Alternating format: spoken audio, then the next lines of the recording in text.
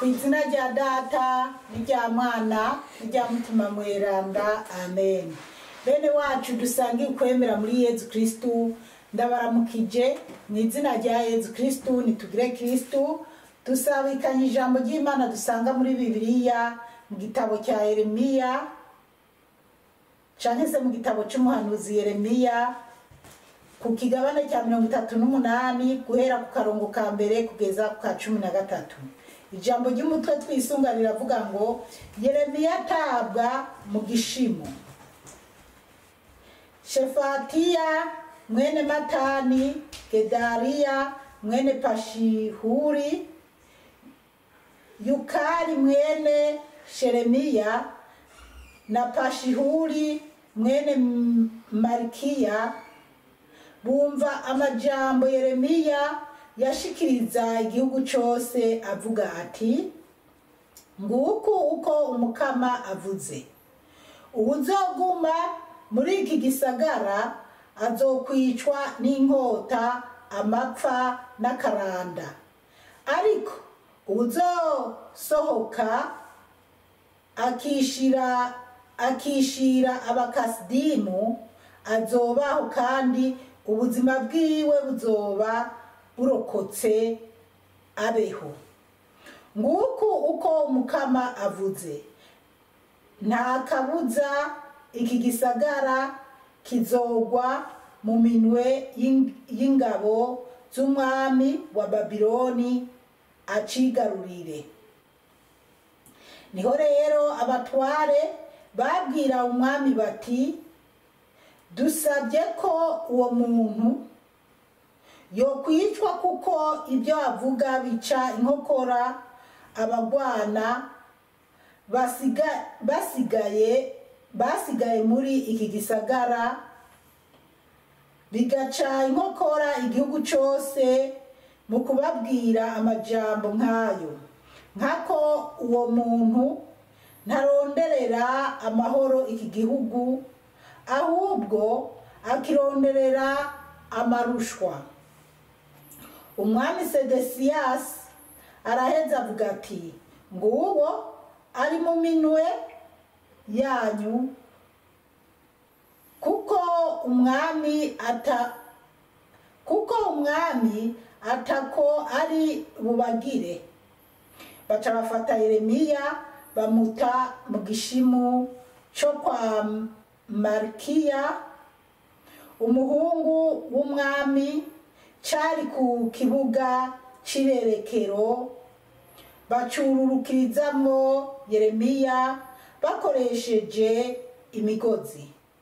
Muri ico gishimu nta mazi yarimwo, carimwo ugondo gusa. Yeremiya acokera muri ugo gondo.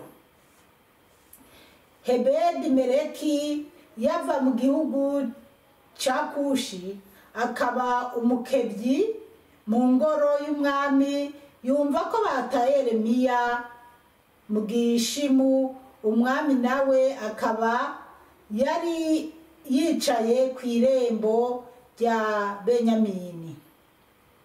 Hebedi Meleki arasohoka ava mu ngoro y'umwami,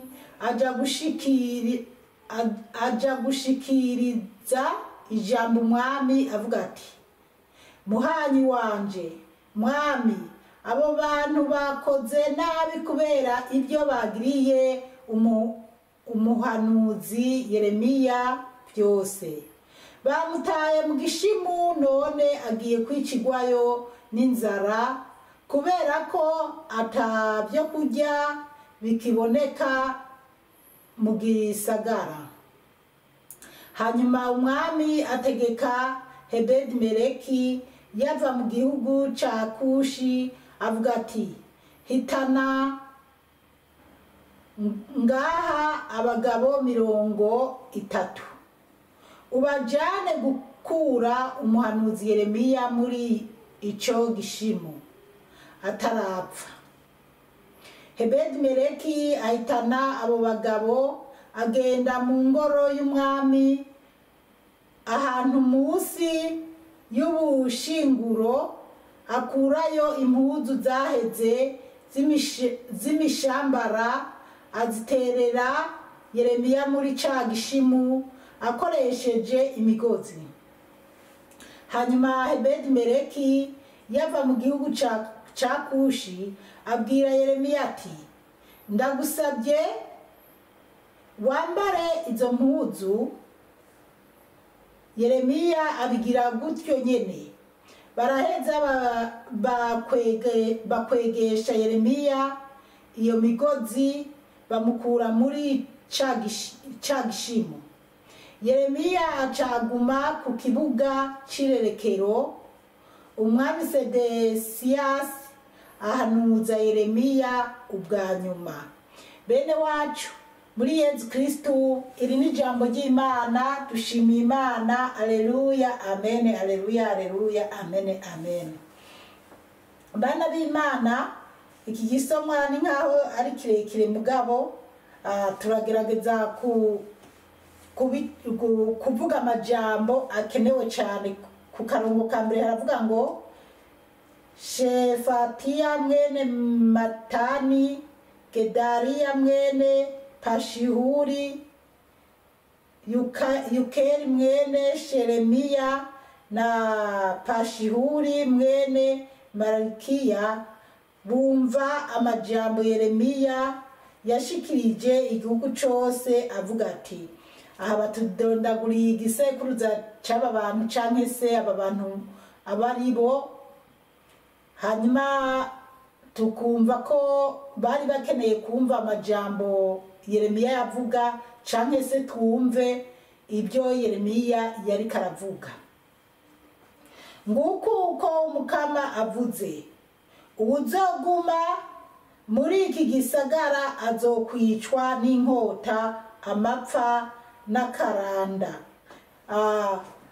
Yeremiya yari karahanura abwira abo bantu n'abandi bantu yuko abazoguma mu gisagara, muri ico gisagara, ko bazokwicwa n'inkota, ni ukuvuga intambara, canke bicwa n'akaranda, ni ukuvuga ingwara zitandukanye, mbega ingwara zitera nk'akaranda, canke se bicwe n'inzara, kuko ahantu hateye ingwara canke hateye intambara ntibarima, ntibaja mu mirima no gusoroma ibyo barimye, urenze irembo arapfa. Turabandanya. Ariko uzosohoka akishira abakasidimu azobaho, kandi ubuzima bwiwe buzoba burokotse abeho. Akavuga ati, abazosohoka bakishira bitwa abakasidimu bazobaho, ubuzima bwabo buzoba burokotse. Ni ukuvuga abo bazoba bateye icyo gisagara bazoba bashigikiwe n'Imana kugira bafate icyo gisagara. Ubwo rero Yeremiya yarababwira ati, mushaka abumva bikunda bahunge baja kuri abo bakasidimu bazoza gutera. Gatatu, ariko intumbero nugushaka kubona ingene abahanuzi batotezwa canke se ntibumvirwa, ariko bivanye n'abahanuzi abari bo, kubera hari abahanura babesha. Gatatu, nguko uko Umukama avuze, nta kabuza iki gisagara kizogwa mu minwe y'ingabo z'umwami wa Babiloni acigarurire.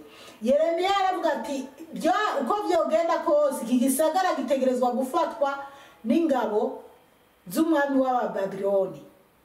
Rero ababona ko mushoboye, mudashaka gupfa, hunga muja muri abo bantu b'abakasidimu bazoba baje gutera. Niko natwe tuburirwa n'Umukama Yezu, duhunge tuve muri Babiloni. Bakunda kuvuga ariko reka tubivuga uko, duhunge tuve mu vyaha, duhungira kuri Yezu Kristu. Tureke kwishushanya n'iby'iyi si biriko birayobeza benshi. Kane, niho rero abatware babwira umwami bati, dusabye ko uwo muntu yo kwicwa kuko ibyo avuga bica inkokora abagwana basigaye muri iki gisagara, bigaca inkokora igihugu cyose mu kubabwira amajambo nk'ayo. Bakavuga ati ubu muhanuzi rero ntashoboka mumwice, kubera iyo ariko arahanura ibyo bintu ariko araca inkokora abagwanya abasirikare, kandi ngo bari basigaye ari bakeya. Ni ukuvuga baragwanye bidashoboka, rero hasigaye bakeya. Rero Yeremiya ariko aravuga ati nimuhunga nyabuna, mureke kwidadira, aha hantu ntihakiri iwanyu. Imana yaramaze kuhashira mu minwe y'abakasidimu. nkako uwo muntu ntaronderera amahoro iki gihugu, ahubwo akironderera amarushwa. Imana iduhe gutahura cyane bana b'Imana. Yeremiya yararonderera amahoro igihugu, ariko Yeremiya yari umuhanuzi w'Imana by'ukuri. Hariho rero abahanuzi b'Imana by'ukuri dukwiye kumva no kuraba, ntibaba n'abahanuzi bahanurira y'inda, kandi abahanuzi b'inda ntibayoberana, kuko iki zo kubwira umuhanuzi w'inda ntazo guhanurira ngo areke gushiramo akantu k'amahera canke akantu k'ibyo kurya canke akantu k'iyi.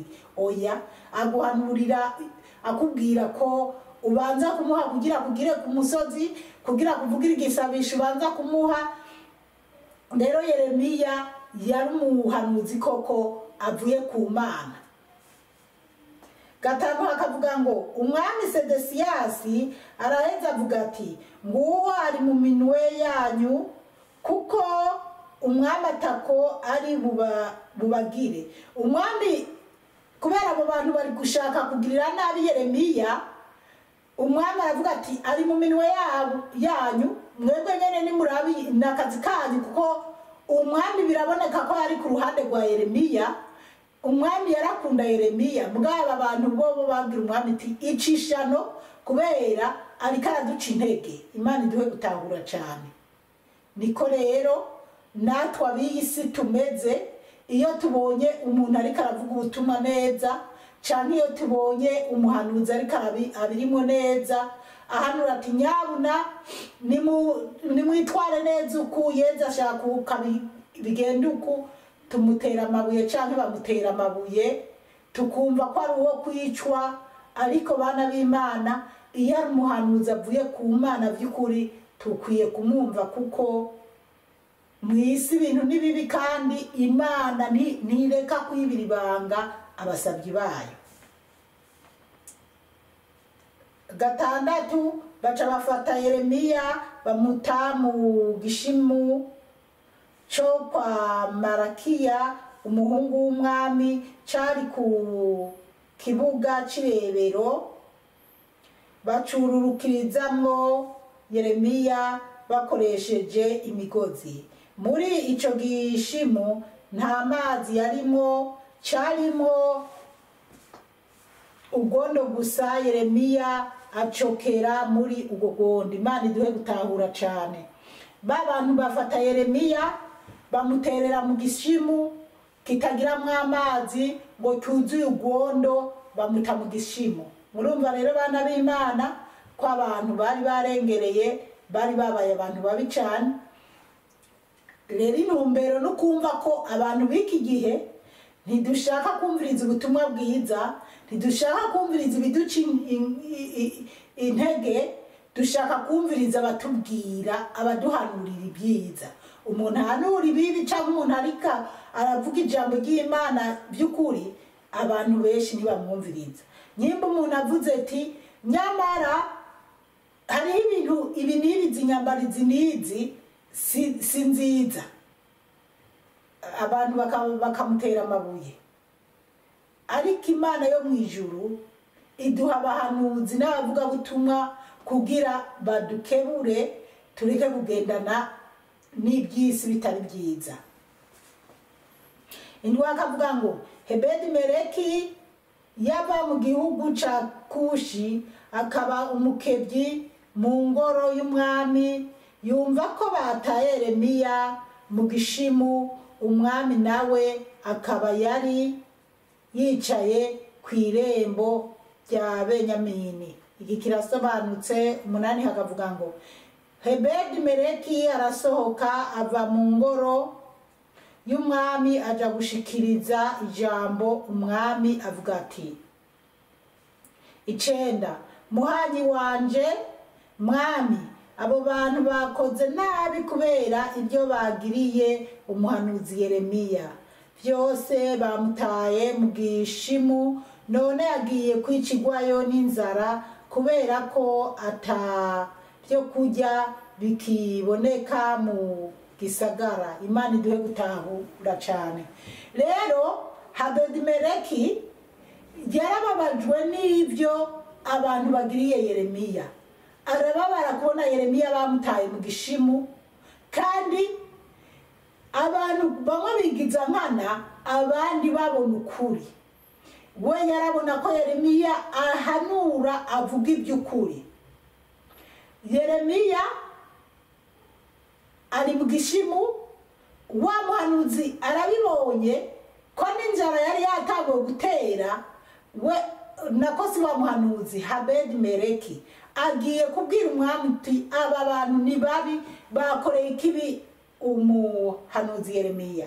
Nkiraha rero hari utujambo je tuba tugomba kumporako nkumva ko ndadushanije n'abandi twoba turyoshe kumva.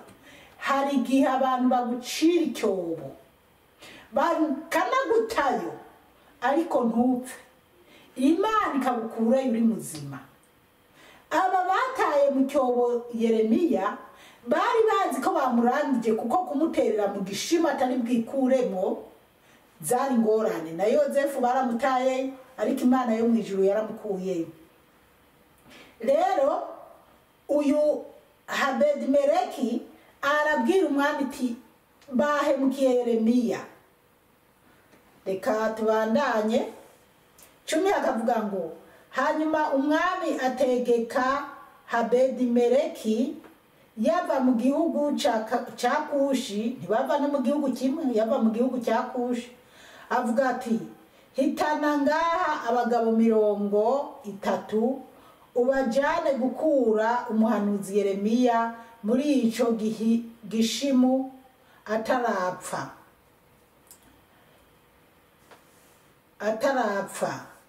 Ebedi-Meleki ahitana abo bagabo agenda mu ngoro y'umwami ahantu munsi y'ubushinguro, akurayo impuzu zaheze z'imishambara aziterera Yeremiya muri ca gishimu akoresheje imigozi. Hanyuma Ebedi-Meleki yava mu gihugu cya Kushi abwira Yeremiya ati ndagusabye wambare izo mpuzu zaheze z'imishambara, uzambare mu kwaha uce uzifatisha imigozi. Yeremiya abigira gutyo nyene. Baraheza bakwegera Yeremiya baraheza bakwegesha Yeremiya iyo migozi, bamukura muri ca gishimu. Yeremiya aca aguma ku kibuga c'irebero umwami Sedesiya ahanuza Yeremiya ubwa nyuma. Bana b'Imana, ndabisomye bifadikiranije kugira kuko birasiguritse neza.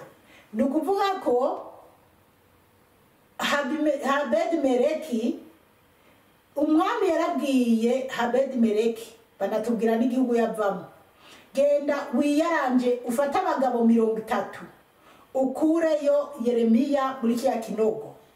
Uwo muntu aragenda arafata abagabo 30, ibaza abantu 30 kugira baze gukurayo Yeremiya mu cyobo.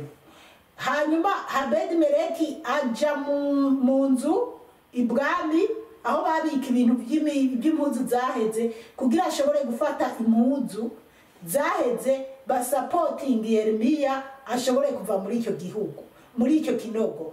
Bana b'Imana rero niko abantu b'isi twimbiranira ibyobo tugata abandi mu byobo twibaza ko dufise ububasha cyangwa dufise ijambo rya nyuma ku bantu, ariko siko bimeze. Nshuti yanjye, aho uri ukaba ubona ko hari abantu bakubangamiye bakuruhije, ubona ko atana hamwe wobikurira, wowe urangamize mu ijuru, usenga Imana yo mu ijuru, umukama Yesu azogutabara.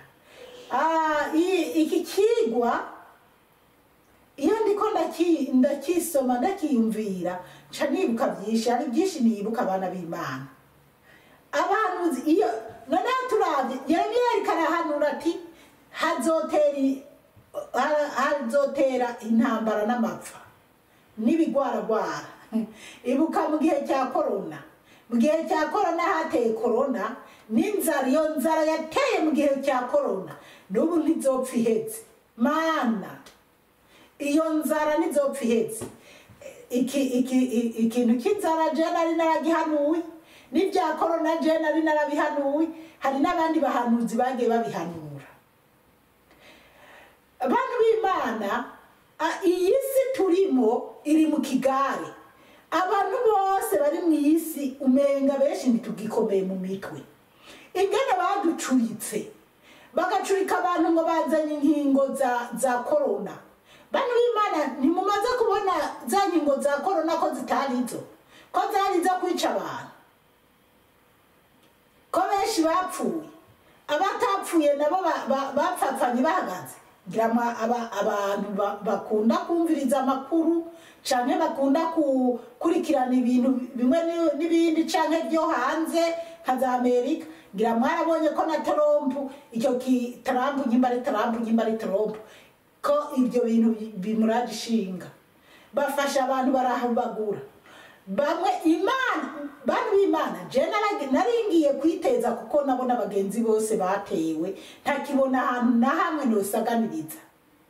Ndavuga ati reka ngende gutegwa, kandi Imana yari yaranyeretse ko ari bibi, ariko harageraho numva ati ni nkingo nk'izindi. Bantu b'Imana, kirazira wifatiye umwanzuro wasenze ukabona wafashe umwanzuro mwiza, kirazira kujana n'agakuku ngo nuko abandi bagiye muri ibi nawe bijiyemo. No, itonde. Ciwe ndashima Yezu yarakoze. Naringiye ku munota wa nyuma ngo mvuge ngo ngiye kwitoteza, aho narafatiwe ibihano, abagenzi basigaye bambona nk'umusazi ko ngira nicisha inzara abana banje kuko ntakija mu masoko, ntakija hirya no hino. Ariko Mana we, hari ibintu byinshi nibutse ku bwa korona. Ariko Imana yo mu ijuru buca nza kwiteza, hasigaye iminsi 2 nafashe umwanzuro wo kuza kwiteza. Nderekwa ngwaye ngeze kure ngiye gupfa kubera ko nagiye kwiteza izo shinge. Hanyuma ca ndabona ati Imana yabinyeretse kuva kare ko ibi bintu ari bibi, kubera ikindi ko ndaza kwishora mu ibi bintu. Ca ndareka ndemera ndatimba. Sinarinzi ko inzira zizongera kugururwa, sinarinzi ko amasengero azugururwa batatewe inshinge tugire. Mugabo ubu abatatewe turidegembye. Uwoja mu isi muri Australia na za Amerika ni bangahe batatewe? Turi bake cyane. Abatewe nabo benshi n'ukuri baranyogomba, kandi hariho benshi ibi bintu byaciye no kubyara mbese ni birebire. Rero abana b'Imana, zamuraba musenge nimwabona ibintu biri kuyadukiza mu isi, usenge imbere yuko wadukana n'ibyo bintu. Abahanuzi n'ukuri ndazi ko je hariho abantu bampinga, n'abandi bake banyumva, kandi mwebwe bake munyumva ni mwebwe nyene muba muri moneza, ni mwebwe nyene Imana yashimye ko mpereza ubu butumwa. Nari narahanuye ko narahanuye ibyishinge za korona, narabyigishije ndabibuza abantu. Hanyuma kandi nari narahanuye ibintu by'inzara no kuri YouTube biriko ubu ngiye kuzosubira muri YouTube nze ndaroneza video, kuko audio zozo ndazifuta zikagenda mpigisha iyo YouTube. Nari naravuze ko ibyo bintu haci imbere y'imyaka 2 irenga, imbere y'imyaka 5 kurenga. rero abana b'Imana niwumva umuhanuzi ariko arahanura ibintu reka kumutera amabuye, reka kumucakiranya, itonde wumvirize ubisengere umenye uti ibi bintu umuhanuzi nyene ariko aravuga nibyo koko yabitumwe n'Imana. Reka tugeze ngaha kubera aho ndibaye ndende, ubwo wenda ibyo ntavuze tuzobibandaniriza ko izokurikira. Umukama Imana bahezagire cyane, mwarahezagiwe n'Imana. Ku izina rya Data n'irya Mwana n'irya Mutima Mutagatifu, amen.